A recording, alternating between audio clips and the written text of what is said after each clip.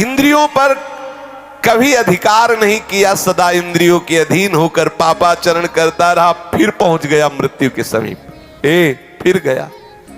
जिस महान दुर्गति से बचने के लिए हरि ने अवसर दिया था, फिर वहीं पहुंच गया। चूक हो गई। अब उस समय उसको जितने उसने पाप किए, भोग भोगे, वो सब एक साथ आकर्षित करते, ध्यान रखना, आकर्षित करते हैं। एक शब्द उच्चारण नहीं कर सकता, हृदय थर थर कांपने लगता है, श्वासों में कफ रुक जाता है, श्वासों में जाके अरे बहुत दुर्गति होती है, कफ रुक जाता है, ना तो नींद ले सकता है, ना तो भूल सकता है। कितने कितने भयानक कष्ट उसके ऊपर। स्त्री पुत्र नौकर चाकर सब उसकी अवहेलना करने लगते। वो बोलना चाहता, सुनो हमें प्यास लगी है, वो निकल गए, पास से निकल गए। बहू बेटे जिनको उसने बहुत प्यार से पाला, जिनके लिए अधर्म करके धन एकत्रित कर लिया, वो वहां नाश्ता पा रहे हैं, कई तरह के पदार्थ, और वो देख के ललचा रहा है। अगर कुछ बोले तो डांट खाए। और क्योंकि अब वो कहते हमको भी ना बोले, हमें तो ड्यूटी में जा, पड़े पड़े खांसता रहता, पा लेना कभी तू पा लेना, और अवहेलना करके निकल जाते हैं। और आजकल तो बहुत बढ़िया कृपा हो गई, घर में ही नहीं रखते, अनाथालय में छोड़ाते हैं, वृद्धाश्रम में जाके कुछ रुपए जमा किए और ये ले अब कूड़ा करकट वहीं जमा करो। बेकार शोभा बेकार होती घर की। जो भगवत स्वरूप वयोवृद्ध हैं, जिनकी सेवा करना हमारा परम धर्म है, उनको हम अनाथालय में भेज देते हैं। हाँ, क्यों? अब हमारी सो खराब होता है ना, दरवाजे में बैठे खांसता रहता, थूकता रहता है। वीआईपी लोग हमारे मित्र हैं, ये वहीं तुम भी पहुंचोगे, वीआईपी वहीं पहुंचोगे। जो तुम अपने माता पिता बुजुर्गों का अपमान कर रहे हो, ठीक आप अपने लिए इंतजाम कर रहे हैं, अपने लिए इंतजाम कर रहे हैं। आहार विहार की भारी अंदर तृष्णा, बाहर कुछ है नहीं। परिवार के लोग डांटते हैं। हाँ, ये जवान बच्चे बूढ़े माता पिता को ऐसे डांटते हैं जैसे कोई बहुत घृणित नौकर से बात करता है। ऐसे चुप रहे, ऐसे डांट देते हैं।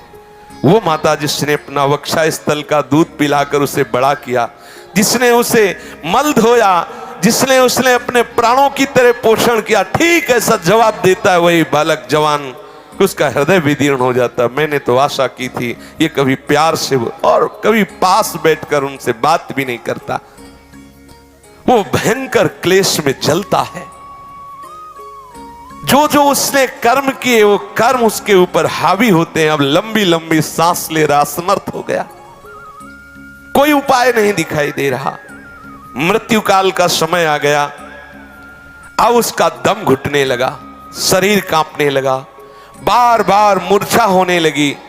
ऐसी अवस्था में उसका चिंतन फंसता है, मेरे धन का क्या होगा? ये सब वो भोगेंगे जिनके लिए मैंने सब कमाया, वही मुझे गाली दे रहे हैं। ये धन भोगेंगे, मेरा धन भोगेंगे। वो चिंतन कर रहा पड़े पड़े, मेरे पीछे ये मेरी स्त्री कैसे रहेगी?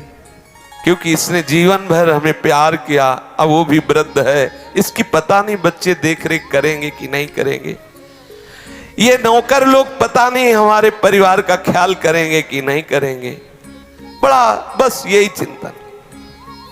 एक ऐसे ही चिंतन किए, मरे तो कुत्ता बने आकर के, और अपने दरवाजे में छोटे पिल्ला बने। जब पत्नी को देखते कू कू करके पत्नी लात मारती है, वो अब वो फिर उसकी तरफ तो लड़कों को बुलाती, ये दुष्ट माता डंडे मार को करके भागता, ना रोटी मिलती है, वो घर की तरफ भागता, क्योंकि उसको ये था मेरा ही घर है ना। दुर्दशा होनी। छिपकली बन के दीवार में रंगोगे, घर वाले निकाल के मार डालेंगे, मारो इसको छिपकली, सांप मारो इसको, मारो, क्योंकि इसने भजन नहीं किया, अब आके घर में रहना चाहता है। ममता जनित चिंताओं से वो मरणासन मनुष्य व्याकुल हो जाता है।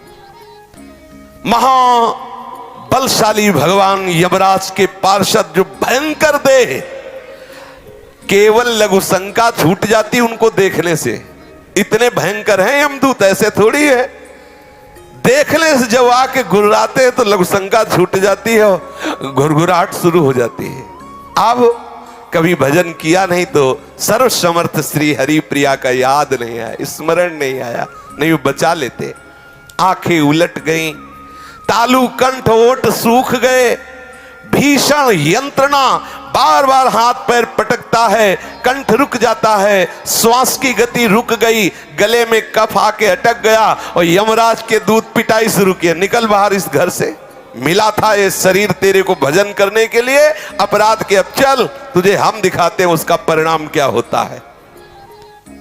अब वो बड़ा व्याकुल, यम किंकरों की मार से व्याकुल होकर प्राण निकलते हैं, ऐसे नहीं निकलते। मृत्यु के समय अपार कष्ट सहता हुआ वो प्राण त्यागता है। उस मनुष्य को जो धर्म विरुद्ध आचरण किए, पापाचरण किए, यमदूत पीटते हुए, नाना प्रकार की भयंकर यातना देते हुए, घुड़कते हुए, घसीटते हुए उसे ले जाते हैं यमपुरी, जहां से ले जाया जाता है गरम बालू, अग्नि और नुकीले यंत्र लगे हुए मार्ग में, घुस जाए पैर में, जलती हुई भयंकर उस यात्रा को घसीटते हुए पूर्ण करते हैं। न पानी न भोजन न मार, ऊपर से चल रही वो भयंकर नरकों की यंत्रणा को भोगता है।